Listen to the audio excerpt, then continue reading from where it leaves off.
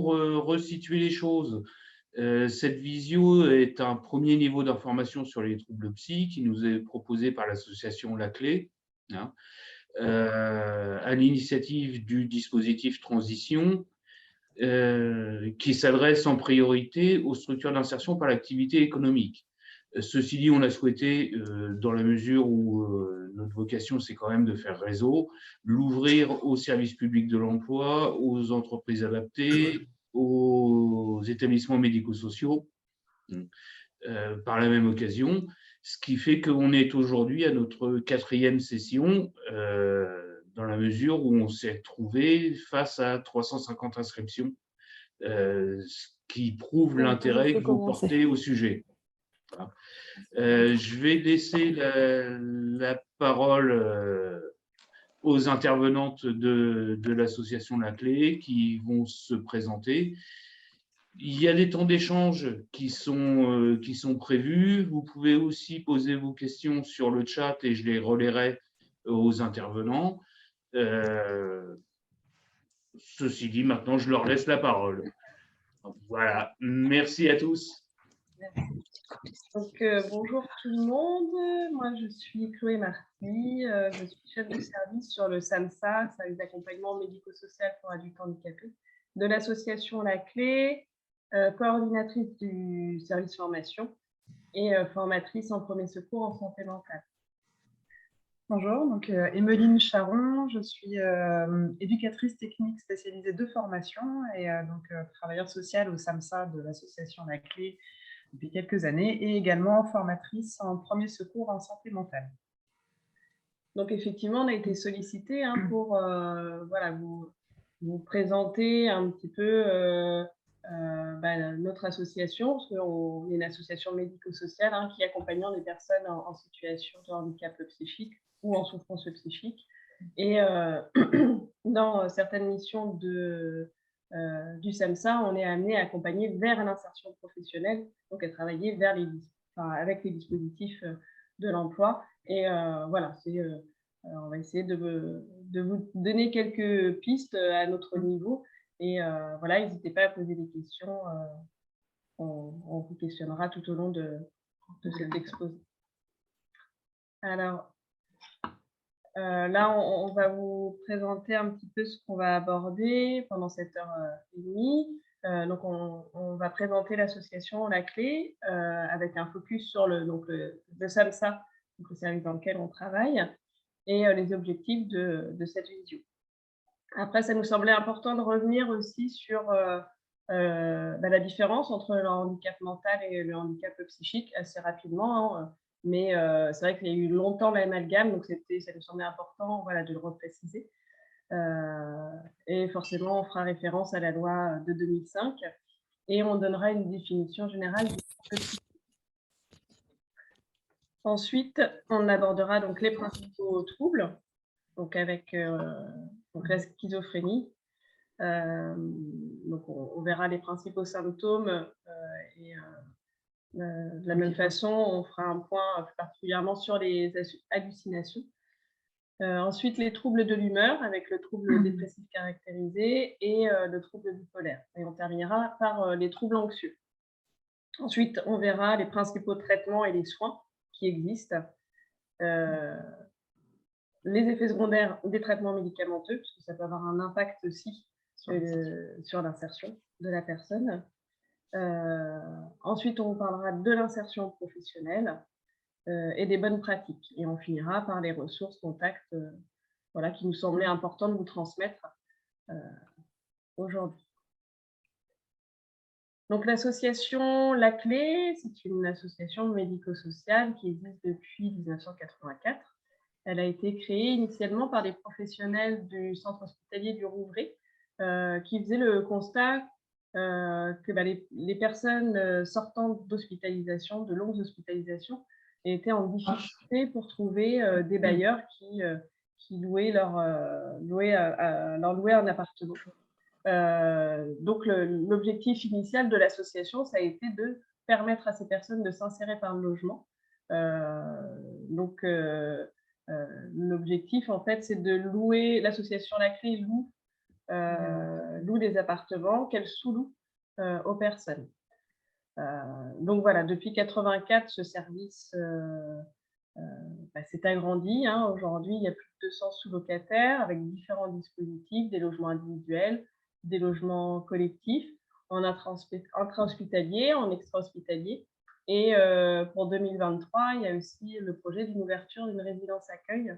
Normalement, l'été 2023, ça devrait ouvrir. En 2008, il y a eu l'ouverture du SAMSA, service d'accompagnement médico-social pour adultes handicapés. Initialement, donc, il y avait 17 places sur Rouen et suite à un appel à projet en 2015, on est passé de 17 à 55 places avec création d'une antenne sur Yvetot et d'une antenne sur Elbeuf. Après, on va voir un petit peu plus en détail l'émission du SAMSA. En 2014, il y a eu l'ouverture du groupe d'entraide mutuelle d'Yvetot.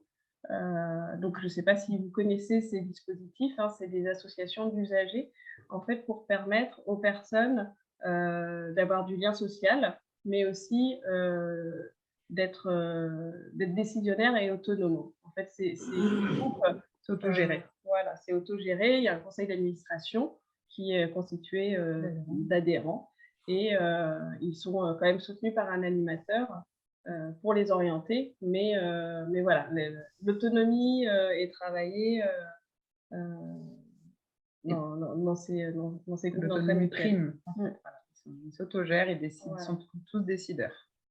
Mais ça permet, pour des personnes qui ont eu ou qui ont un suivi en santé mentale, puissent avoir du lien social, faire des activités, qu'elles puissent sortir de chez elles. En 2016, il y a eu l'ouverture d'un service d'aide à domicile spécialisé. La création de l'association La Clé. De la même manière, c'était face au constat qui avait pu être fait des services d'aide à domicile classiques qui se retrouvaient en difficulté avec le public accompagné par l'association, donc des personnes en souffrance psychique. Donc, il a été pensé de créer un service d'aide à domicile spécialisé avec des auxiliaires de vie formés, soutenus par psychiatres, psychologues, donc avec des réunions hebdomadaires d'1 heure par semaine et une fois par mois, une réunion de 3 heures. Voilà, donc ce service-là, aujourd'hui, pareil, accompagne plus de 150 personnes. Il s'en est suivi l'ouverture du service formation. Initialement, il avait été pensé pour former les auxiliaires de vie. Aujourd'hui, ce service propose les premiers secours en santé mentale, qui sont l'équivalent des premiers secours en santé physique, mais pour la santé mentale. Donc, c'est-à-dire que tout le monde peut le faire, il n'y a pas de prérequis. L'objectif, c'est vraiment de pouvoir former un maximum de personnes pour apporter un premier niveau de connaissance, déstigmatiser la santé, les troubles psychiques et permettre aux personnes d'avoir accès plus rapidement aux soins dont elles ont besoin. En 2018, l'association a repris la gestion du groupe d'entraide mutuelle de Canteleu. 2019, il y a eu l'ouverture du groupe d'entraide mutuelle d'Elbeuf. Là, depuis septembre, il y en a un qui vient de s'ouvrir sur Barentin. Il y a d'autres projets également à venir pour 2023 sur d'autres groupes d'entraide mutuelle. Voilà.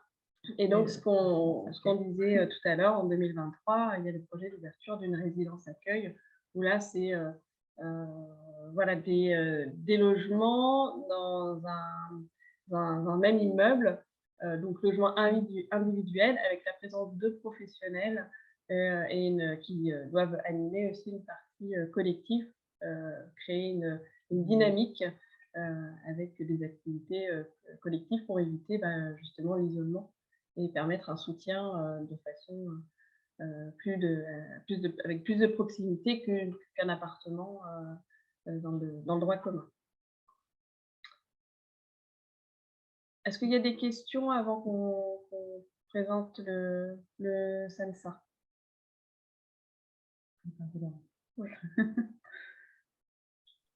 Pas encore. Pas encore, ok. Donc, le service d'accompagnement médico-social pour adultes handicapés, hein, c'est donc un service qui fait des accompagnements d'1 année renouvelable une fois, donc 2 ans. C'est une moyenne, hein. L'objectif, ça va vraiment d'accompagner la personne vers plus d'autonomie et lui permettre qu'elle ait accès à tout ce dont elle a besoin dans le droit commun. On accompagne des personnes donc majeures à partir de 18 ans et notifiées par la MDPH. L'objectif, voilà, ça va être de faire avec la personne, de réapprendre avec elle ou d'apprendre avec elle pour qu'elle puisse faire ensuite les choses de façon autonome. Très régulièrement, on se rend compte que faire seul, ça reste compliqué, qu'il y a besoin de stimulation ou qu'il y a besoin de soutien. À ce moment-là, notre travail, ça va être de réfléchir à quel professionnel, quel relais on peut mettre en place qui peuvent être plus pérennes dans le temps et qui permettent que la personne puisse rester chez elle à domicile et avoir accès à tout ce dont elle a besoin. Donc, on travaille avec des projets personnalisés, donc en fonction des besoins et des attentes de la personne. Et on va évaluer quand même différents axes d'accompagnement. Donc, on est médico-social, donc il y a la partie aussi accompagnement médical qui va être importante.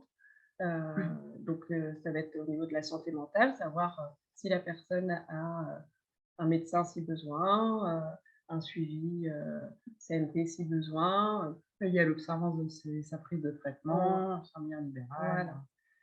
Donc, il y a la santé somatique aussi. Voilà. Et ensuite, la santé donc somatique du corps, voir si la personne a un généraliste, a des suivis de base, s'il y a des problèmes de santé, est-ce qu'il y a les soins nécessaires pour l'accompagner. Ensuite, on va évaluer tout ce qui est l'autonomie dans les démarches administratives et budgétaires, l'accès au logement aussi, l'autonomie dans la vie quotidienne. Ça va être les déplacements, ça va être se faire à manger, faire ses courses, entretenir son logement, s'occuper de son linge, etc. L'insertion sociale et aussi donc l'insertion professionnelle.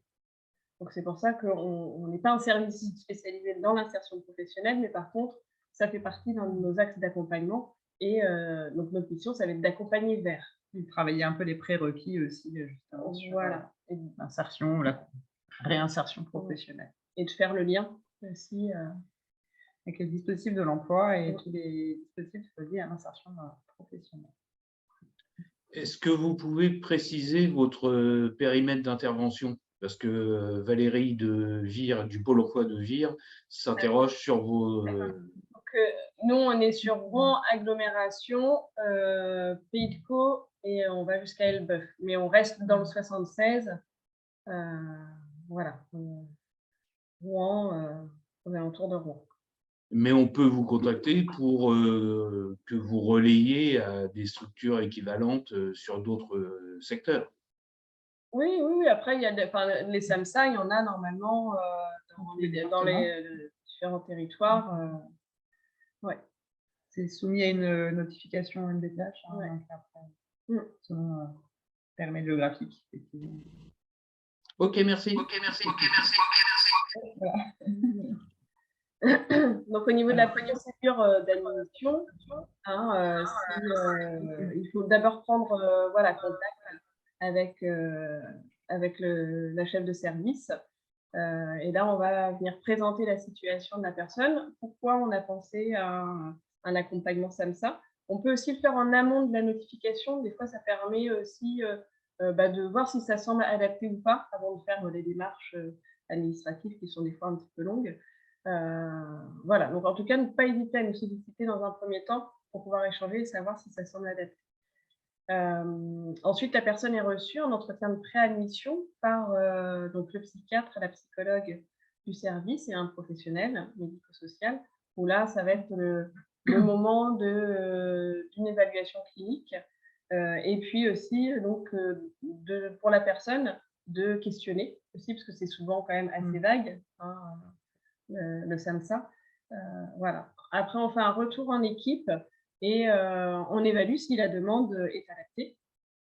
Et si elle l'est, à ce moment-là, donc il y a l'admission qui s'ensuit, sachant que là, aujourd'hui, sur Rouen, Yvetot, il n'y a pas de liste d'attente. Par contre, sur Elbeuf, il y a une petite liste d'attente.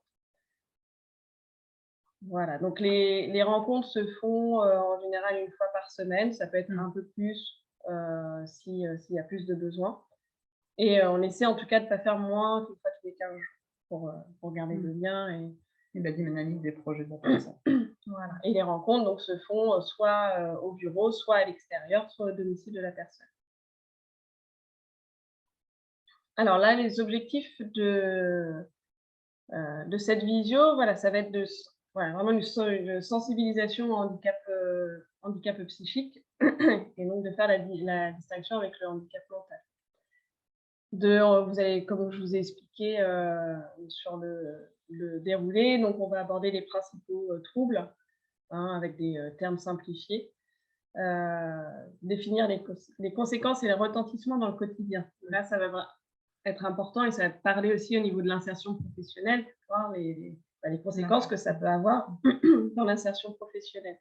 Et puis, bon, régulièrement, on vous demandera si vous avez des questions, n'hésitez pas, et on essaiera d'y répondre au mieux, voilà, d'échanger sur les pratiques.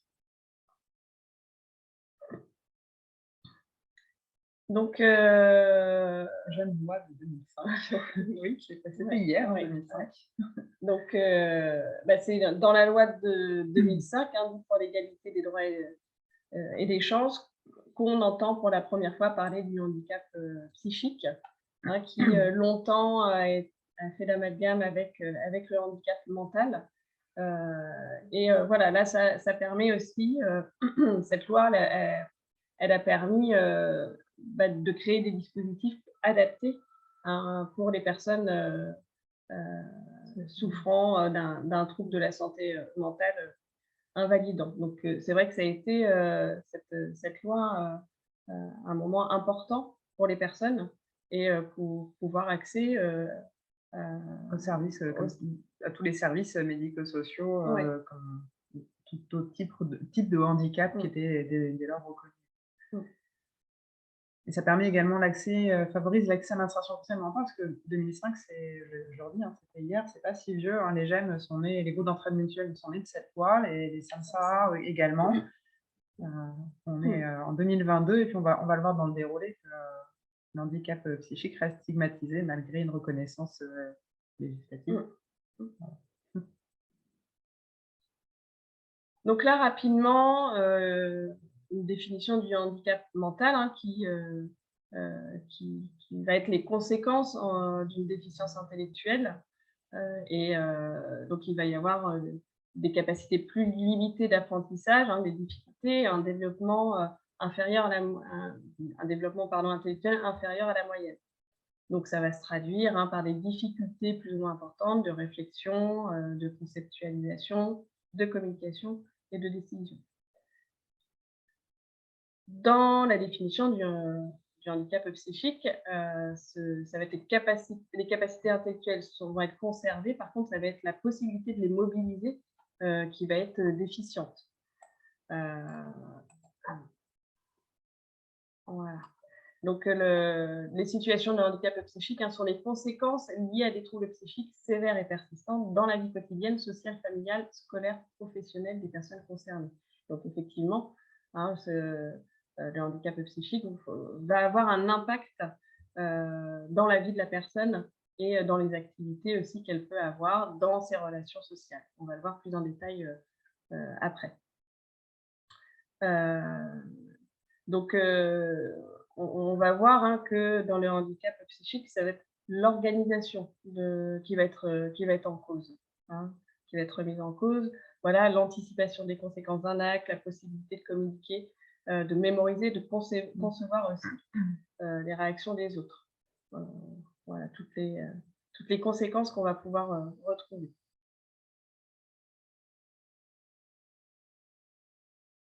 Alors, une définition simple du trouble psychique, mais qui nous semble très pertinente, puisque la santé mentale, on a tous une santé mentale, elle est plus ou moins bonne. Et puis, en fonction de notre vie, on va On va avoir des moments où on va avoir une moins bonne santé et voilà, une meilleure santé mentale, ce qui est normal. Voilà, on va parler de troubles psychiques, par contre, quand ça va durer dans le temps, ça va être au niveau de l'intensité et du retentissement. Hein, ça va être très important. Ces 3 notions vont définir le trouble. Alors forcément, ça va entraîner des changements majeurs de la pensée, des émotions et des comportements. Ça va altérer le fonctionnement dans la vie quotidienne. Donc, il va y avoir des répercussions dans le quotidien. Et donc, ça va perdurer dans le temps. Donc, Durée, intensité, retentissement, voilà. définition du trouble psychique. Voilà. Si on n'a pas le moral, on n'a pas forcément un trouble psychique, ça arrive, c'est normal. C'est vraiment ces 3 notions qui vont définir le fait que c'est un trouble psychique.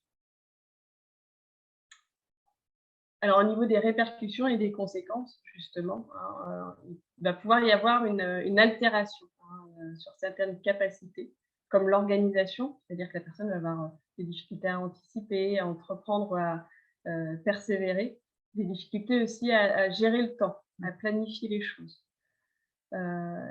Ensuite, il va pouvoir y avoir des répercussions sur la concentration, la mémorisation, et par conséquent, sur les apprentissages. On retrouve également des difficultés dans la capacité d'empathie, c'est-à-dire savoir se mettre à la place de l'autre et de le comprendre, se montrer sensible aux émotions de l'autre. La capacité aussi à identifier les rôles sociaux, la signification des situations sociales. Là, il va y avoir une difficulté de description. La prise d'initiative dans une action de base, c'est-à-dire voilà, les gestes élémentaires de la vie quotidienne. On peut parler d'apragmatisme. On voit que certaines personnes ont vraiment des difficultés à initier, à se mettre en action. Des fois, on va dire feignant, un peu feignant, ou même la personne. Mais me mettre un coup de pied aux fesses. Voilà. Mais c'est pas possible. Voilà, c'est pas si simple. C'est pas que la personne ne veut pas, c'est qu'elle n'est pas en capacité de le faire. Et puis aussi des répercussions dans les notions de plaisir, de désir et de curiosité. On va parler d'anédonie. Est-ce qu'il y a des questions?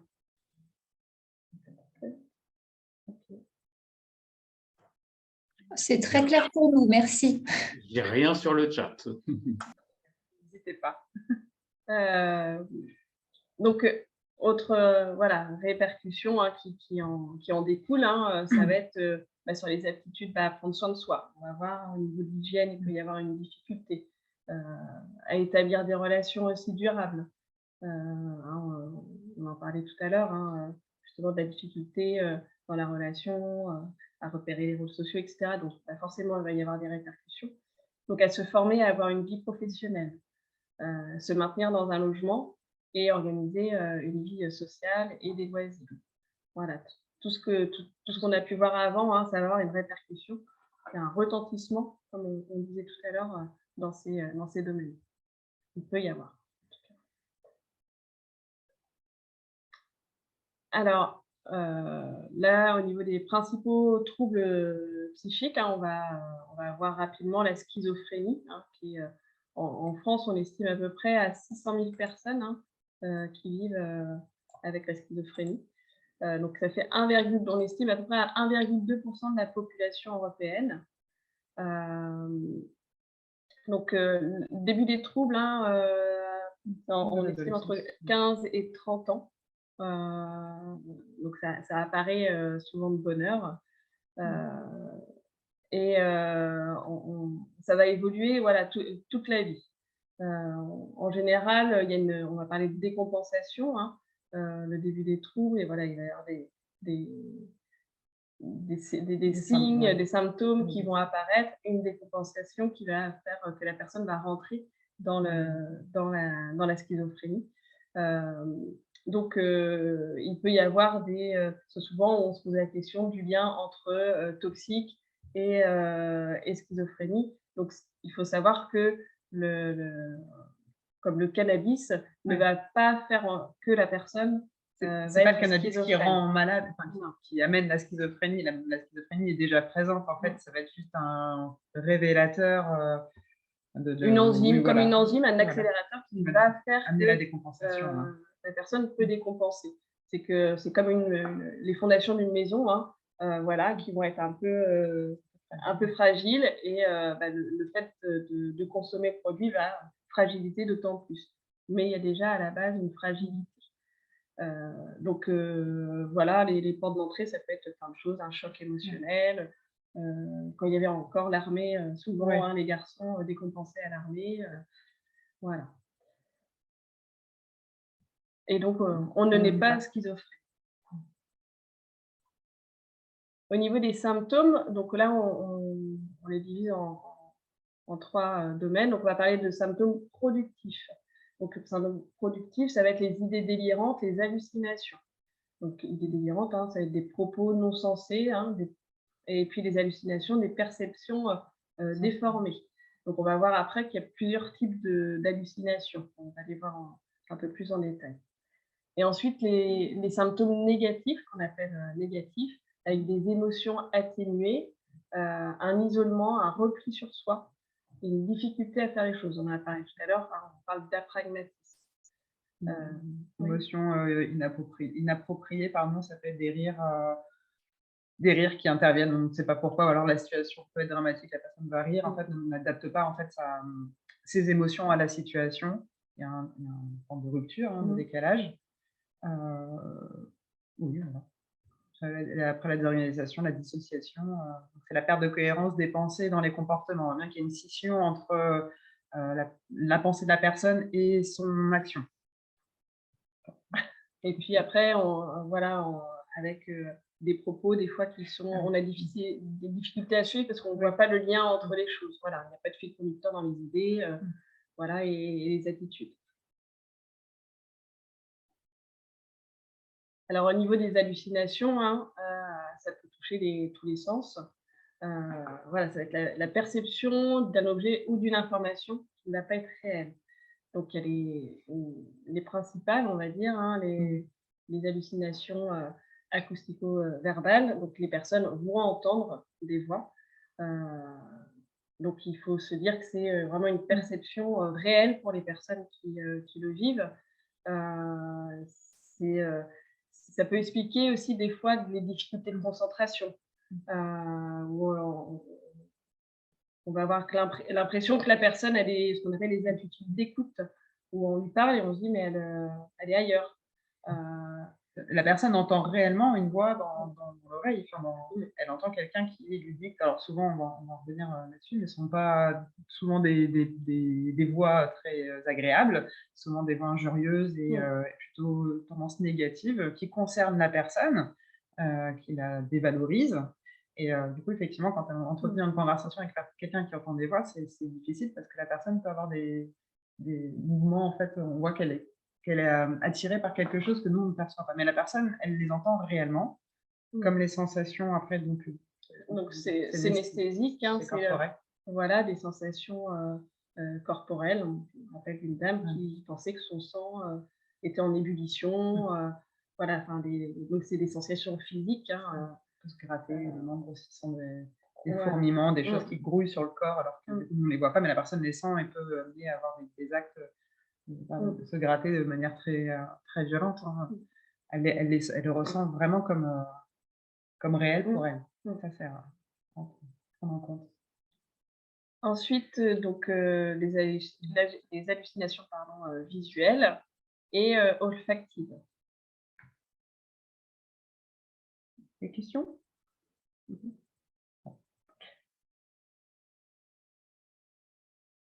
Ensuite, les troubles de l'humeur. Ça va être des troubles dont la caractéristique principale est la perturbation de l'humeur. Donc là, on va voir qu'il y a 2 principaux troubles de l'humeur, donc les troubles dépressifs et les troubles bipolaires.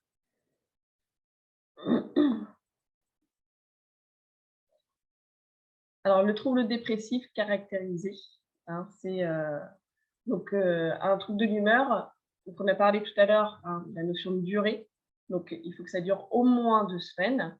que ce soit présent quasiment tous les jours et la majeure partie de la journée. Et ça va affecter donc les émotions, les pensées, les comportements, le bien-être physique et forcément la capacité à étudier, à travailler et à maintenir des relations sociales satisfaisantes. Donc il y a plusieurs symptômes qu'on va pouvoir retrouver. Donc le trouble dépressif, ça va toucher tous les âges et ça va concerner à peu près 15 à 20% de la population générale sur la vie entière. Donc c'est voilà, c'est un trouble qui est très présent dans la population générale. Et forcément, il va y avoir une répercussion importante sur le plan socio-professionnel. Donc au niveau des symptômes, ce que vous disiez, au moins 2 semaines, tous les jours et la majeure partie de la journée. Et il faut au moins retrouver donc soit donc une humeur dépressive, c'est-à-dire une tristesse permanente, la personne pleure, est triste, ou alors une perte d'intérêt et de plaisir dans les activités qui habituellement sont appréciées par la personne. Voilà. Et après, on peut retrouver donc, des répercussions sur le sommeil, soit la personne dort trop, soit la personne ne dort plus. Au niveau de l'alimentation, de la même manière, il va y avoir des troubles de l'alimentation avec soit la personne mange trop, soit elle ne mange plus. Des difficultés de concentration et d'attention. Une diminution de l'estime de soi, de la confiance en soi, la personne va se dévaluer. Un sentiment de culpabilité, d'inutilité, mais sans forcément qu'il y ait d'explication. C'est vraiment un ressenti de la personne et des perceptions négatives et pessimistes pour le futur. Et donc forcément un manque d'énergie, de fatigue. On voit bien que voilà, tous ces symptômes peuvent avoir un impact quand c'est toute la journée, quasiment toute la journée, tous les jours. Forcément, ça va avoir un impact dans le quotidien et dans sa vie d'une façon générale.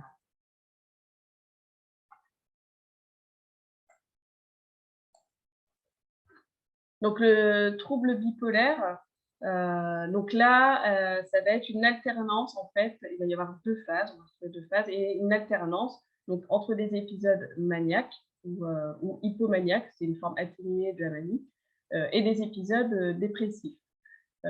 Sachant qu'entre 2 épisodes, il peut y avoir des périodes de rémission. Donc l'épisode maniaque, la personne va avoir une humeur exaltée, il va y avoir une agitation psychomotrice, la personne va vivre à 100 à l'heure, va plus avoir besoin de dormir, plus besoin de manger, elle va avoir une désinhibition, une sensation aussi de toute puissance, et avec des mises en danger aussi, la personne peut se mettre en danger. On retrouve aussi des achats compulsifs, des mises en danger sexuelles aussi. Voilà, et pareil, la personne va parler, ça va être très décousu. On peut retrouver des fois aussi dans ces phases des éléments psychotiques, avec des hallucinations ou des délires, ça peut arriver aussi. Voilà. Une grande logorée. Ce qu'on appelle la fuite des idées, ça part dans tous les sens, ça passe du coq à l'âne, très difficile à recentrer. Donc pareil, on estime que là, c'est entre 1 à 2,5% de la population française est touchée et que les troubles, pareil, apparaissent entre 15 et 25 ans. Et ça va persister aussi toute la vie. Au niveau du délai de la pose du diagnostic, entre le début des symptômes et donc la pose du diagnostic, on estime qu'il s'écoule entre 8 à 10 ans. On parle de 5 ans pour la schizophrénie, oui. Et voilà, 8 à 10 ans pour les troubles bipolaires.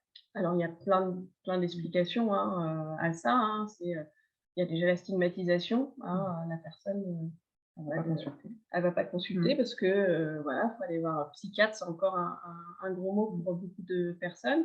Et dans la société, les troubles de la santé mentale ne sont pas toujours forcément très bien vus. Donc voilà, ça c'est un facteur qui fait aussi que En termes de diagnostic. Ça peut retarder voilà, le diagnostic.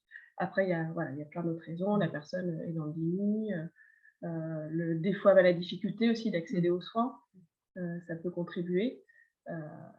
Voilà. Quelques questions? Non. J'ai toujours rien, donc je sais que vous êtes très clair.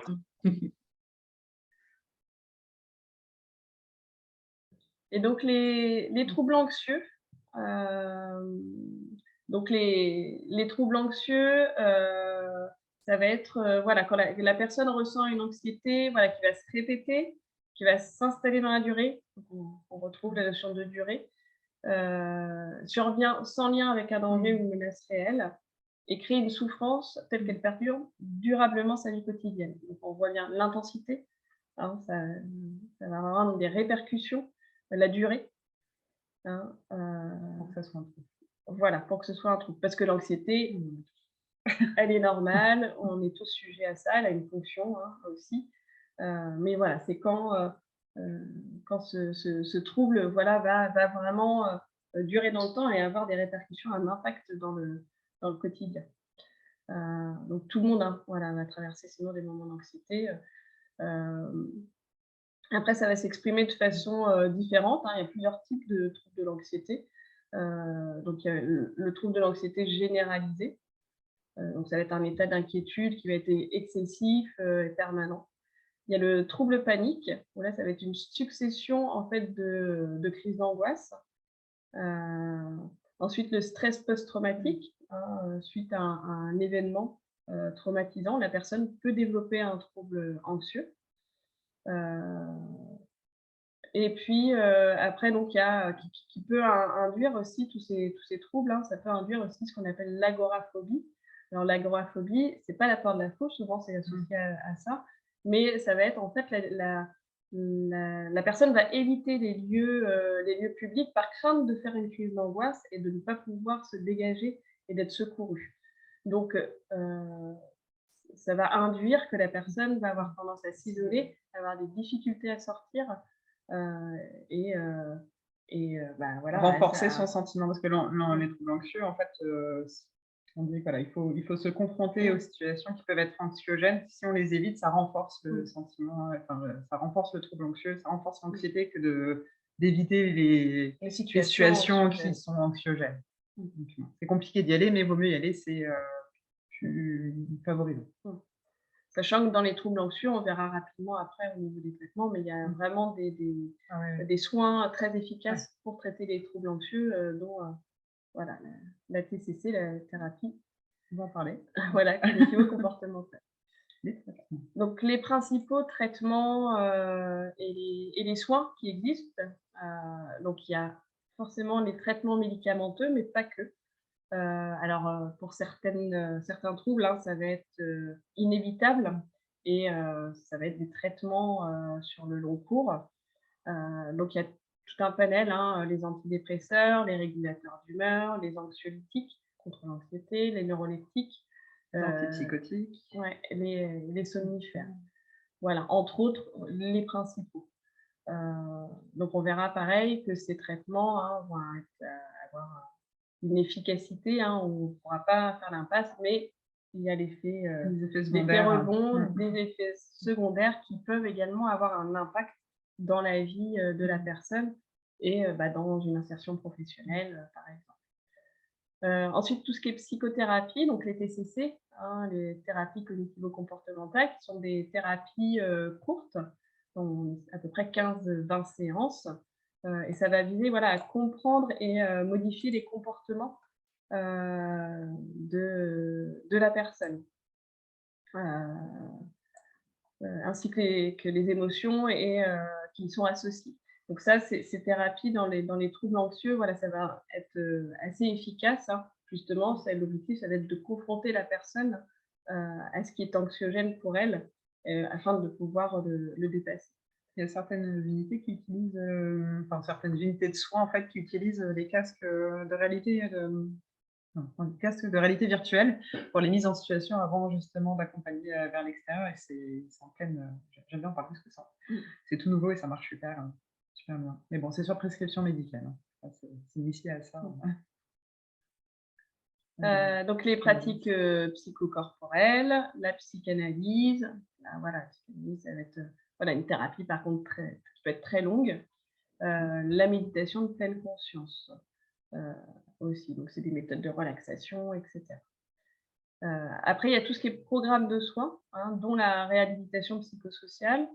Donc, la réhabilitation psychosociale, quelque part, tout le monde en fait. En fait, c'est tous les processus qui visent à permettre à la personne un rétablissement. Donc, en fait, il n'y a pas que les acteurs du soin sanitaire. Les SAMSA le font, dans le fait de, on parle des ESAT un peu plus bas, donc le fait de mettre la personne au travail et dans la situation fait qu'elle est dans un processus de réhabilitation. À partir du moment où la personne est dans l'agir et accompagnée, elle peut aller vers son rétablissement psychique. Donc, on va tous être à notre niveau acteurs et faire en sorte que la personne puisse se rétablir, dont donc l'insertion professionnelle qui permet aussi qu'il y ait un facteur pour le rétablissement de la personne. Donc, par contre, dans les structures de soins, il y a de l'éducation thérapeutique qui est pratiquée dans les hôpitaux de jour et les centres d'activité à temps partiel, à temps thérapeutique partiel. Là, voilà, ça va être d'apprendre à la personne à connaître sa maladie, à connaître ses symptômes, à connaître ses traitements, comment gérer les effets secondaires aussi des traitements. Ce qui fait de plus en plus, c'est ce qu'on appelle les plans de rechute aussi, c'est-à-dire que comment repérer, comment la personne peut repérer qu'elle va décompenser, donc repérer les signes d'un déclencheur. Voilà, et savoir quand elle va moins bien et quoi faire à ce moment-là. Qui appeler, est-ce qu'il y a un traitement à prendre à ce moment-là, etc. Ça permet à la personne, en tout cas, d'avoir accès plus rapidement à ce dont elle a besoin. Oui. J'ai Corinne de Médiaction qui demande le pourcentage de rétablissement. C'est vrai que ça me paraît intéressant. Ouais. On ne l'a pas, non. concrètement. Non. Après, d'une manière...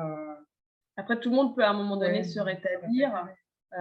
En fait, on ne guérit pas d'un trouble psychique, mais on se rétablit. C'est-à-dire que la personne va pouvoir vivre avec ses symptômes et avoir une vie satisfaisante. Après, au niveau du pourcentage, nous, on n'a pas de chiffre par rapport à ça.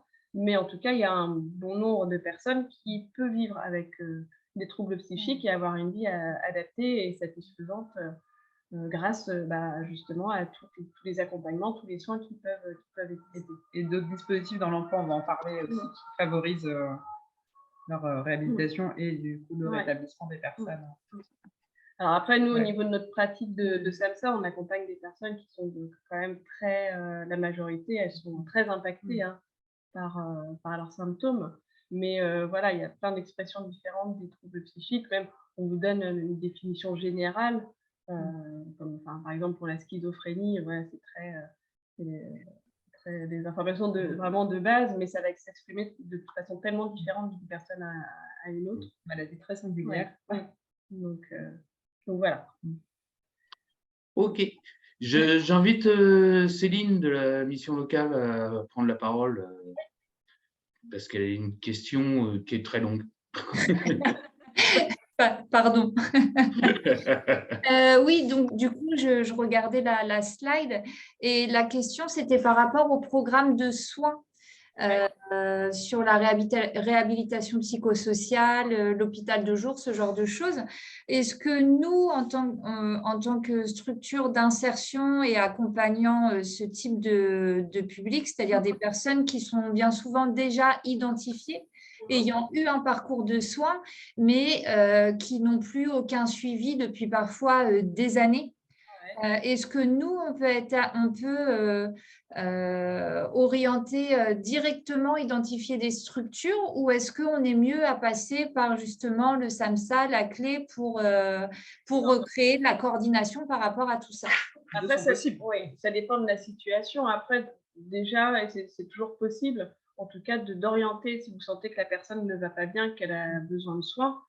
Si elle a déjà eu un suivi, peut-être qu'elle connaît déjà quelqu'un, et vous, donc, de lui proposer d'aller consulter. En général, c'est des personnes qui sont en rupture et qui ne veulent plus avoir de lien avec les accompagnements précédents. Ouais, donc dans ces moments-là, effectivement, un SAMSA, ça peut être adapté. Parce que nous, là, notre rôle, ça va être d'accompagner vers et de travailler cette adhésion. Justement, on est habitué, hein, les personnes qui ne veulent plus. C'est ça. Des fois, on n'arrive pas voilà, toujours, mais on essaie de trouver des biais, en tout cas, pour que la personne puisse avoir au moins un lien avec les soins. Que ce soit un médecin généraliste, si elle refuse un psychiatre. Il y a des alternatives avant de... Parce qu'effectivement, elles ont aussi elles-mêmes une représentation des soins, une image, peut-être d'une hospitalisation qui a été difficile. Et les personnes ne repassent pas forcément par une hospitalisation, mais la prise de contact avec un CMP pour demander un entretien infirmier ou des conseils à un infirmier, pour effectivement le médecin généraliste, c'est un bon levier.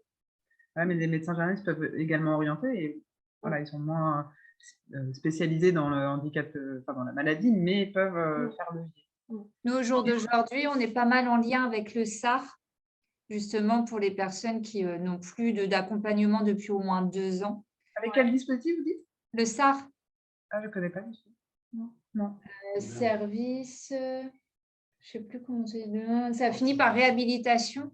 D'accord. Je me situe sur Flaubert. C'est les urgences psychiatriques, je crois. Hein. Ouais, c'est ça. Ok, très bien. Bon, bah, on vous aura appris. Oui, il y a beaucoup de dispositifs. Mais justement, voilà, l'idée, c'est aussi de voir s'il y a... on manque souvent de coordination parce qu'on bien, à chaque fois, on identifie une problématique, mais c'est plus global que ça. Et parfois, on se sent un petit peu démunis. Donc, au jour d'aujourd'hui, notre père, nous, c'est vraiment le SAR. Effectivement, le SAMSA, on avait déjà, et SAVS, on avait déjà bossé nous 2 fois ensemble, mais il y a peut-être des choses à recréer parce qu'on a un public de plus en plus présent avec ce type de parcours et qui sont en rupture avec tout ce qui avait pu être fait auparavant, quoi. Oui, donc mais effectivement, un SAMSA est adapté et c'est dans ses missions aussi on a un rôle de coordination aussi avec les différentes structures. Donc, après, c'est tout à fait adapté, en tout cas. D'accord, ok. Bon, c'est noté. Merci pour moi.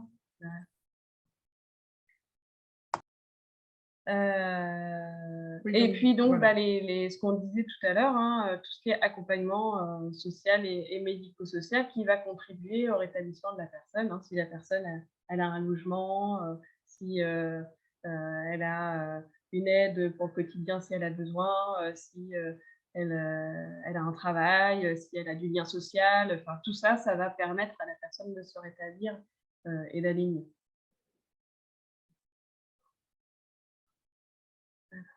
Voilà.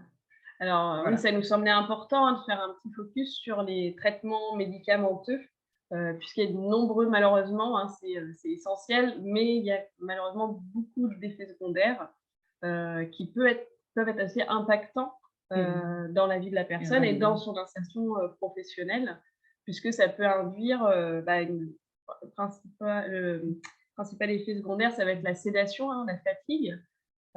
Donc, ça, c'est très important en fait de dire aux personnes que c'est un travail qui se fait avec son psychiatre.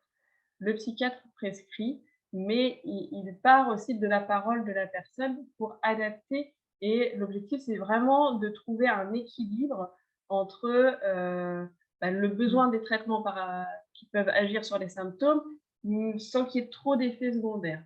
Donc, c'est vraiment un travail commun à faire entre le patient et son psychiatre.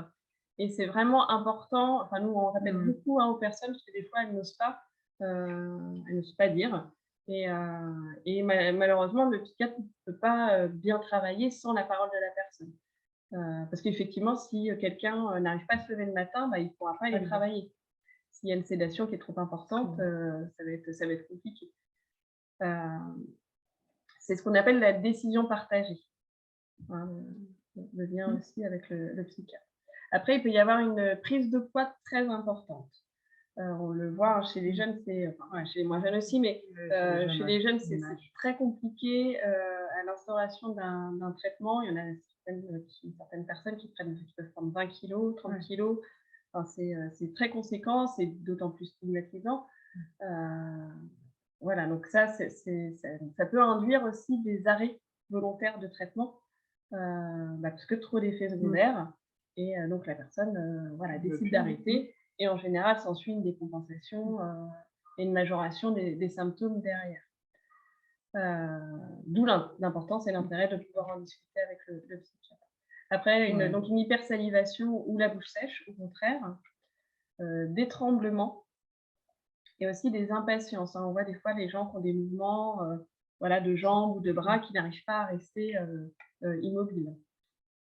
Et puis aussi sur la sexualité, puisqu'il peut y avoir une impuissance, une frigidité, une gynécomastie, c'est-à-dire que les hommes peuvent avoir à la poitrine, de la poitrine, et donc une aménorrhée, donc une absence de règles. Voilà, donc tous ces effets secondaires peuvent avoir aussi vraiment, on insiste un peu là-dessus, mais un impact sur la vie de la personne, dont l'insertion professionnelle.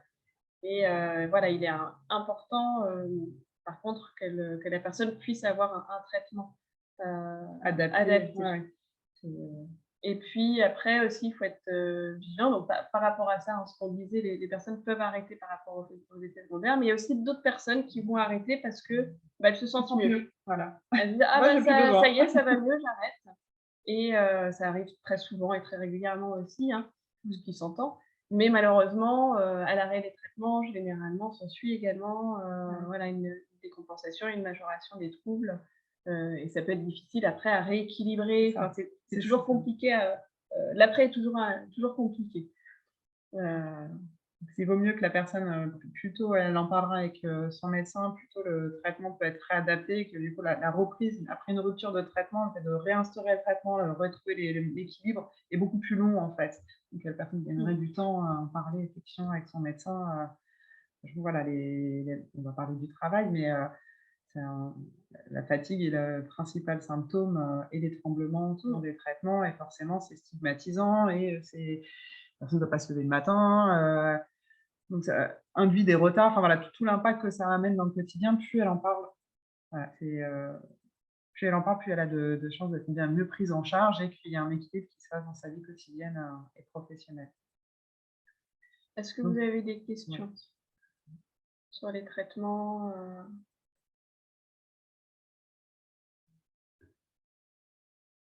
Alors, au niveau de l'insertion professionnelle, on n'a pas trouvé beaucoup de chiffres récents. Ça commence. En tout cas, sur la Seine-Maritime et la Normandie, on avait quelques contacts, on a eu beaucoup de difficultés à trouver des chiffres. Je pense qu'il n'y a pas assez de recul encore et sur l'insertion, en tout cas en milieu ordinaire. Après, il y a beaucoup de personnes avec un trouble psychique qui sont accompagnées en ESAT ou dans d'autres établissements d'aide par le travail. Mais en tout cas, sur le milieu ordinaire, on a très peu de chiffres.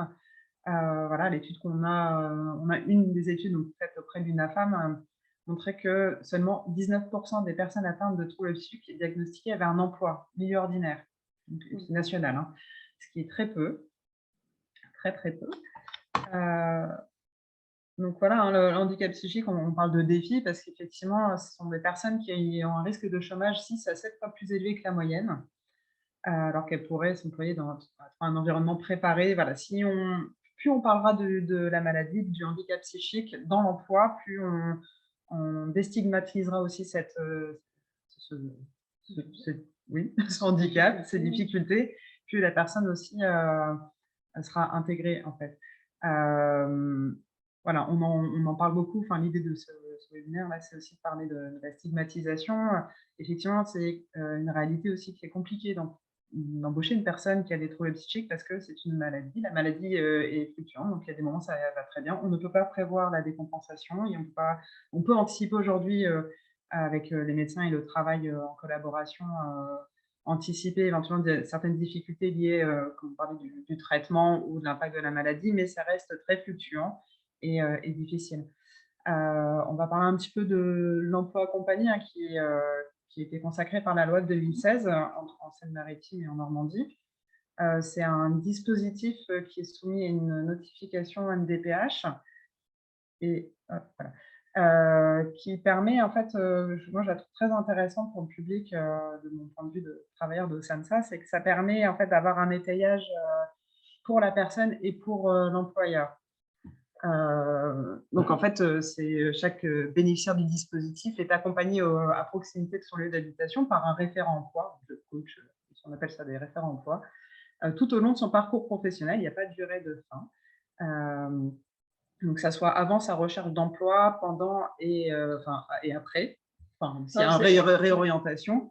Oui. L'intérêt aussi de ce dispositif, c'est que ça ne s'arrête pas au moment où la personne à l'emploi. Arrive sur son poste. L'objectif, c'est de pérenniser aussi, de permettre le maintien de la personne dans son emploi. Donc, c'est vrai que ce dispositif accompagne vers et dans l'emploi. Donc, ce qui est intéressant. Enfin, nous, ça nous semble, par rapport au public, on peut accompagner, très adapté pour les personnes qui sont le plus en difficulté.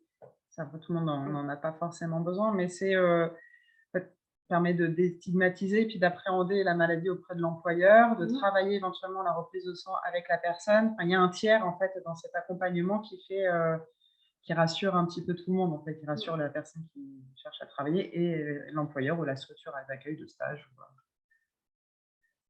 Et donc, c'est un dispositif qui existe, donc, qui est porté par l'ADAPT donc, sur la région Normandie, donc Calvados, Eure, Manche et Orne, et Working pour la Seine-Maritime, donc soumis à une orientation MDPH, je l'ai déjà dit. Voilà. Des questions sur l'emploi accompagné?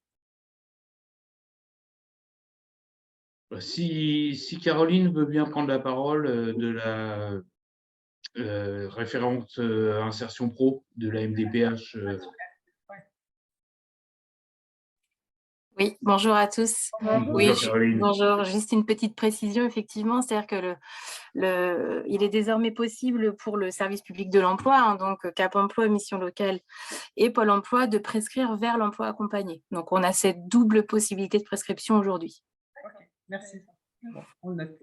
Merci bien. Une autre intervention? Non, non, j'avais rien d'autre. Oh, pardon. Oui. Donc voilà, un peu au niveau des bonnes pratiques. Après, il n'y a pas de recette miracle sur l'emploi, sur l'accompagnement de ce public, mais effectivement, au regard des retentissements du traitement et des effets invalidants de la maladie, plus on arrivera à anticiper la prise en charge, l'insertion de la personne en amont, plus elle s'intégrera de la meilleure façon, en fait. Quand on parle d'adaptabilité et de s'adapter, que la personne puisse s'adapter aussi à son environnement, il faut que l'employeur puisse aussi s'adapter à la personne et à ses besoins. L'idée, c'est par exemple d'adapter l'environnement, l'emplacement dans le bureau, le mouvement de circulation, une ambiance sonore, aussi bien définir le rythme de travail. Vous voyez, là, avec les traitements, donc si demander à une personne qui est très sédatée de venir à 8h du matin, c'est compliqué, on va essayer peut-être privilégier des horaires adaptés, peut-être un mi-temps ou travailler plus l'après-midi. Pour le public qu'on accompagne, qui est quand même très impacté par la maladie et les traitements, c'est vrai que le rythme de travail, il faut que ça soit pris en compte. Il faut que ce soit pris en compte et ça va être un atout à une bonne insertion s'il y a soit un temps partiel, soit des horaires aménagés. Et notamment également dans la charge de travail où les personnes sont compétentes, elles ont leur place dans le milieu professionnel, mais on a tendance des fois à penser que si là ça se passe bien, il y a une stabilité dans l'emploi, elle travaille bien, faire attention à ne pas surcharger sans en discuter avec elle en amont, de savoir aussi ce qu'elle peut encaisser, j'ai envie de dire, parce qu'après si elle se retrouve submergée, ça peut amener aussi à une rupture. Donc toujours être dans un échange, la meilleure des conseils, en fait, c'est d'être dans un échange constant avec la personne. Et puis bien préparer, en fait. S'il y a un changement, c'est vraiment alors même si ça peut être compliqué pour beaucoup, le changement, mais plus particulièrement quand même, ça peut vraiment déstabiliser. Et il est important vraiment d'anticiper et de préparer vraiment avec la personne tout type de changement. Et on disait, par exemple, quelqu'un qui souffre d'un trouble bipolaire, qui est en phase maniaque, qu'on peut se dire, ah là là, bah, hyper productive. Elle est au taquet, là, elle est là, on va lui donner du travail en plus. Voilà, ça, faut éviter. Ça va majorer les difficultés et à un moment donné, la personne ne pourra pas tenir. On parlait aussi tout à l'heure des identifications des rôles sociaux. Enfin, c'est important de bien définir avec la personne qui va lui donner les consignes, qu'il n'y ait pas trop de personnes autour d'elle. De préférence, une personne, c'est mieux. Sous quelle forme sont transmises les informations. L'idéal aussi dans ce... J'aime bien parler de... Après, d'avoir éventuellement un conseil. Alors, on parle du conseiller en ou d'un référent, mais ça peut être aussi tout simplement un collègue bienveillant. Un tuteur, oui, ou un collègue. Ça marche bien, ou un collègue bienveillant qui a une certaine sensibilité et qui peut se faire soit tiers et reprendre, je sais pas, une mission de travail qui n'a pas été comprise, ou s'il y a un souci avec un salarié, une incompréhension. Souvent, c'est des incompréhensions et des représentations du salarié et de l'équipe, en fait, sur le handicap. Voilà, d'essayer d'apaiser un peu les relations. Un référent, c'est bien, ça marche bien, ça fait tiers. Voilà, sans non plus le charger, parce que c'est aussi un rôle qui peut être compliqué. Voilà, donc bien formaliser les comportements et les attitudes attendues de la part de l'employeur. On parle d'adaptation autant que possible. Après, le tout, c'est de faire avec la personne. En fait, c'est elle qui sera le mieux placée pour vous dire ce qu'elle peut supporter, ce qu'elle peut moins supporter, l'environnement dans lequel là, elle se sent mieux ou se sentirait moins bien. Voilà, c'est vraiment un travail de collaboration. Voilà, donc on l'a dit, tout au long de l'activité professionnelle, c'est vraiment rester vigilant à ne pas accroître la charge de travail et proposer des entretiens de suivi réguliers afin de faire le point. Voilà, la personne se va sentir considérée et puis rassurée aussi. Il y a beaucoup de besoins de réassurance souvent. Des personnes qui n'ont pas travaillé depuis longtemps, donc qui ont les compétences pour et qui du coup se sentent dévalorisées ou pas aptes en fait à assumer un travail, alors que si, elles le peuvent, si elles sont bien écoutées. Et puis voilà, comme disait ma collègue, accompagner dans toute la durée d'un changement, même anodin, dans la réorganisation de service, au départ d'un salarié, voilà. Autant que possible anticiper les événements. Est-ce que, avant de passer à ça, vous avez des questions? Toujours pas. Bon, question aujourd'hui. Alors là, on ne voit pas bien, effectivement. On vous l'aurez sur le PowerPoint, ouais. On donne le lien. C'est voilà, un outil qu'on a trouvé pas mal en succinct et bien fait. Ouais, en fonction de différentes situations, voilà, comment agir et ce qu'il faut éviter de faire. Donc voilà, ça va reprendre si vous remarquez qu'une personne s'isole ou que la personne semble être ailleurs, ralentie, perception altérée de la réalité, idée noire, manifestation d'angoisse, et puis manifestation de comportement transgressif ou inadapté. Donc voilà, en fonction de ces différentes situations, voilà, ça donne quelques billes qui nous ont semblé en tout cas intéressantes. Oui, ça permet de vous rassurer aussi, parce qu'après la maladie, on a beau connaître et puis ne pas avoir de représentation, ça peut aussi nous renvoyer des choses. Donc les réactions sont normales. On parlait tout à l'heure, c'est un exemple qui arrivera peut-être rarement dans votre situation, mais une personne qui entend les voix, effectivement, elle les entend réellement. Donc l'idée, c'est de ne pas les argumenter, ni de renforcer, mais au contraire, bien prendre en compte que la personne, et dire que vous la croyez, qu'elle vous croyez ce qu'elle dit, mais que ce n'est pas votre réalité. En fait, essayez de toujours la ramener dans l'élément dans lequel elle se trouve, dans votre réalité, dans le travail, qu'on la comprend, qu'on entend ce qui se passe, que c'est très difficile à vivre pour elle, mais que là, elle est là où elle est aujourd'hui et que on la considère comme elle est aujourd'hui avec vous. Et voilà, après d'être le plus à l'écoute possible et éviter d'effectivement de faire des reproches ou de comparer avec d'autres personnes. Voilà. C'est très subtil. Et en tout cas, l'insertion professionnelle est tout à fait possible. Après, pas toujours. Nous, on a pu avoir des exemples où ça a été malgré des payages, malgré les choses mises en place, voilà, l'insertion n'a pas pu se faire. Mais pour d'autres personnes, voilà, ça a été vraiment tout Oui, l'inverse. c'est vrai il y a un exemple d'un jeune qu'on a accompagné il y a quelques années maintenant, hein, qui avait effectivement de grandes difficultés d'adaptabilité. Voilà, un comportement pas toujours très adapté, en tout cas dans la vie quotidienne et au travail. Et on a beaucoup travaillé avec, du coup, pour cette personne avec le Pôle emploi. Le Pôle emploi et un psychologue du travail. On a fait beaucoup de rencontres donc avec l'accord de la personne aux entretiens. C'est un jeune homme qui avait pour rêve, il souhaitait conduire des trains et voilà, passionné par les trains, et ça paraissait un peu utopique par rapport à effectivement sa représentation physique, plus son comportement, et il s'est acharné un petit peu à passer des concours qu'il n'arrivait pas à avoir, des entretiens, ça ne fonctionnait pas, des formations, ça ne fonctionnait pas, et on a travaillé énormément avec le psychologue du travail par des biais, en fait, il a fini par passer une formation donc de conducteur de transport en commun.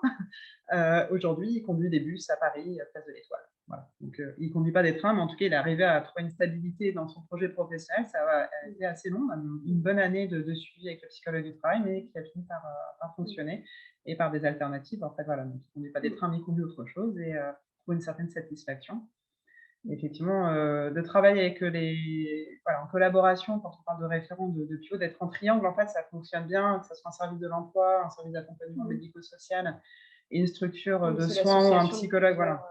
L'association de plusieurs partenaires qui fait que du coup, la personne est mieux prise en charge et on trouve ensemble aussi des alternatives pour son insertion. Et comme disait ma collègue, non, ça ne fonctionne pas toujours. On a eu quelques difficultés, mais voilà, après, on sème des graines, en fait. Et ce qui n'a pas marché pendant un moment, si on reprend peut-être demain ou dans un an, fonctionnera différemment et il faudra toujours réajuster. Il y a des personnes pour qui ça sera toujours compliqué l'insertion professionnelle, mais pour d'autres, voilà. Oui, il y a une question de moment aussi pour certaines personnes où il y a ce désir de normalité, d'avoir une fonction dans la société, donc ça passe par le travail, et qui en même temps sont très éloignés. Donc on a pu des fois être en échec parce qu'essayer d'accompagner la personne vers son projet tout en voyant que c'est compliqué. Parce que des fois, première instance, c'est les soins. Il y a un besoin de stabilité, un besoin d'avoir des soins, et on essaie aussi d'expliquer aux personnes que les choses se font par étapes. Le temps psychique n'est pas le même. N'est pas le même, effectivement. Mais voilà, après, c'est pas parce que c'est pas possible à un moment donné que ça ne le sera pas à un autre. Mais voilà, après, pour certaines personnes, en priorité, effectivement, il va falloir des soins pour permettre une stabilité. Après, on essaye, pour avoir expérimenté un peu ce qu'on appelle le class and train, donc la personne n'avait pas forcément de projet professionnel, savait plus ce qu'elle voulait faire, avait suivi des études, un parcours scolaire classique, et après, donc, il y a eu des compensations et un petit peu perdu ses repères professionnels, et de mettre la personne par le biais des périodes de mise en situation, de la mettre dans l'agir et du coup de travailler les à côté et border un petit peu l'accompagnement en la mettant directement dans le travail. Après, ça marche bien sur des temps de stage courts. Après, il y a d'autres structures, on va en parler là. Je ne sais pas, ça c'est des contacts. C'est les clubhouse. Alors, il y en a en projet, je crois, en Normandie, ça fonctionne bien. Les GEM aussi ont cette fonction-là, de travailler un petit peu l'autonomie, puis d'être dans la réhabilitation, en fait, et l'insertion professionnelle, et de travailler les prérequis. Les clubhouse, il faut qu'il y en ait en Normandie, parce que je trouve ça vraiment très, très bien adapté c'est très adapté pour les personnes en situation de handicap. Il y en a un à Paris, il y en a un à Lyon, Bordeaux. Il y a une structure qui est aussi pleine de bonnes ressources et de bonnes recommandations pour l'insertion professionnelle, c'est Messidor, qui se trouve en Rhône-Alpes, qui est un des précurseurs de l'insertion professionnelle des personnes en situation de handicap psychique. Sur leur site, vous trouvez pas mal d'aides et de recommandations. L'objectif, c'est vraiment de travailler l'insertion vers le milieu ouvert. Donc, ils ont des ESAT, pareil, ça se fait par étapes, mais des aides de transition, et ça fonctionne apparemment plutôt très bien. On aimerait bien en avoir dans la région, peut-être septembre. Voilà, les partenaires avec lesquels nos ressources, en tout cas pour l'emploi, c'est donc on l'adapte, et Working sur l'emploi accompagné, le PRIX, Cap Emploi, les AGFIP, les ateliers Sainte-Claire, avant qui travaillent énormément les prérequis sur divers ateliers. Ça va de la cuisine, des habilités un peu psychosociales pour réintégrer le milieu professionnel. C'est vraiment spécialisé dans le handicap psychique. Voilà. Et effectivement, ça permet déjà de voir est-ce que la personne est capable de tenir des horaires, respecter et tenir des horaires, à être en lien avec les autres, à respecter des consignes. Voilà, c'est vraiment dans cet objectif-là. Et après, donc, pouvoir insérer la personne vers le milieu protégé ou ordinaire. Souvent, on passe par les ESAT. Enfin, je sais que les ateliers Sainte-Claire passent beaucoup par les ESAT pour travailler un petit peu la réinsertion. Alors, dans l'Eure ou dans la Manche, il y a d'autres types de structures. Dans l'Eure, c'est le nouvel hôpital de Navarre qui a un réseau de réhabilitation. De mémoire, dans la Manche, ce serait la fondation du Bon Sauveur. Enfin voilà, il y a des relais locaux qui peuvent aussi venir en appui. Oui, on en a parlé. Voilà, nous, travaillant sur Rouen, le périmètre reste un peu. Et puis d'une région à une autre, il y a d'autres dispositifs. Là, on parlait des clubhouse, il y en a dans d'autres régions, il n'y en a pas encore en Normandie, mais pour aller chercher des ressources, en fait, aussi, et pas forcément. Tant mieux, heureusement que ça se développe sur nos territoires. Après, s'il y a besoin de renseignements, il ne faut pas hésiter à aller voir ce qui se fait ailleurs et pouvoir justement adapter nos pratiques. C'est ça qui est le plus important, adapter notre pratique et puis évoluer aussi en fonction de ce qui se passe dans le territoire. C'est ça, évoluer ensemble. Ensemble, oui. Oui, c'est un peu disparate. Les dispositifs d'une région à une autre, on n'est pas tous dotés des mêmes dispositifs, mais justement aller se renseigner, pas hésiter à contacter. Messidor, moi j'ai rencontré Bernard Frachot, alors voilà. Ça fait un petit moment maintenant, mais il est spécialisé dans l'insertion professionnelle et c'est très agréable de l'écouter. Il y a pas mal de vidéos sur YouTube.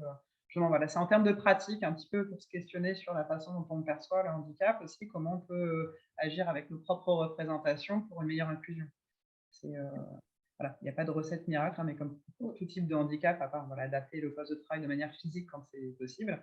Maintenant, c'est aussi souvent ces représentations et la manière dont notre sensibilité aussi au handicap, comment on va adapter notre posture et puis en parler. Enfin, voilà, plus on parlera du handicap et de la santé mentale, un petit parallèle sur les premiers secours, mais plus on en parlera, moins ça sera stigmatisé. Alors, merci ou pas le Covid fait que du coup, on en parle un peu plus. Il y a des dispositifs comme Mediapsy, Psycom, il y a pas mal de sites internet qui se diffusent sur les réseaux sociaux aujourd'hui. Avec Instagram, il y a pas mal de communication qui est faite. On voit sur les panneaux publicitaires dans le centre commercial de Saint-Vert, des fois on voit Psycom. Donc c'est bien, on en parle. Il faut en fait, c'est ça qui fera que ça sera moins stigmatisé. Il y aura peut-être une meilleure aussi insertion professionnelle de ce public-là et plus de dispositifs encore adaptés. Voilà. Si vous avez des questions maintenant. J'ai une question là sur le chat. Comment aborder la question avec une personne agressive ou dans le déni? Alors, le déni. Après, si la personne est agressive, qu'elle n'est pas prête à en parler, on en parle. On diffère de toute manière. Il ne faut pas y aller de façon frontale. On voit bien que après l'accompagnement des personnes, c'est toujours sur le long cours. Voilà, une personne qui est dans le déni, c'est savoir est-ce que elle ne veut pas voir ou est-ce qu'elle ne voit pas. Parce qu'on peut parler aussi d'anosognosie, c'est-à-dire que la personne n'a pas conscience de ses troubles. Ça peut arriver. Donc forcément, on va lui parler de psychiatre. Ça va la braquer. Voilà, ça va pas.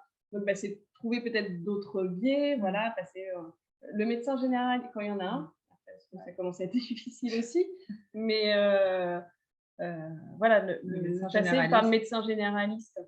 Ou différer, passer peut-être par un tiers, et effectivement, c'est prendre en compte la personne. On voit bien là, s'il y a de l'agressivité, c'est qu'elle ne va pas bien, c'est qu'il y a quelque chose. Qu'est-ce qui fait? Est-ce qu'il y a quelque chose dans le quotidien, dans la vie privée, qui fait que du coup, elle est moins bien? L'agressivité, c'est un mécanisme de défense, donc il y a autre chose derrière. Donc, c'est aborder le sujet peut-être de manière détournée et puis effectivement trouver un autre moment. C'est un lieu neutre également, si ça peut aider. voilà, peut-être qu'à un moment donné, la personne va être plus accessible, pardon, ouais, plus accessible. C'est voilà, si il faut rester voilà à l'écoute, essayer quand vous le sentez d'orienter, donc généraliste si les soins en santé mentale sont rejetés complètement. Après, le déni, quand je dis déni, on ne sait pas ce que la personne est là, sauf si un diagnostic a été posé en amont. Donc, on n'est pas là pour on ne peut pas poser de diagnostic, il n'y a qu'un médecin qui peut le faire, mais on peut voir qu'il y a une souffrance. Là, on voit que la personne elle est en souffrance. Donc peut-être voilà, parler de ça. Là, je vois bien que ça ne va pas, vous êtes en souffrance, et je sens que vous êtes en colère, qu'est-ce qui se passe? Commencez par ça, et puis après, par l'entonnoir, en fait. Tout doucement. J'espère qu'on a pu répondre un peu plus près. J'ai Caroline qui précise aussi que, et de manière très juste, qu'il y a aussi la possibilité de mobiliser les ESRP, ESPO, hein, services de reconversion professionnelle ou d'orientation, mais aussi le dispositif formation accompagnée. Merci. On va rajouter ça sur notre report.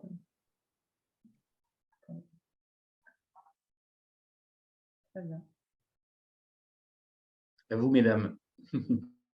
Est-ce que vous avez,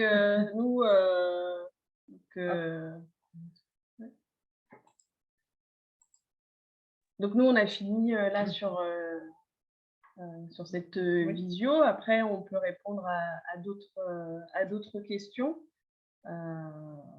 Après, au niveau des premiers secours en santé mentale, justement par rapport à la question avant, sur une personne qui refuse quelque part d'aller vers les soins, les premiers secours ont cette mission aussi de pouvoir voir certaines situations comme celle-ci et de savoir en tant que citoyen comment, ou en tant que professionnel, voilà, comment on peut réagir, quelques outils, quelques billes. Après, ça reste toujours d'une façon générale mais voilà, ça peut aussi aider des fois dans ce genre de situation.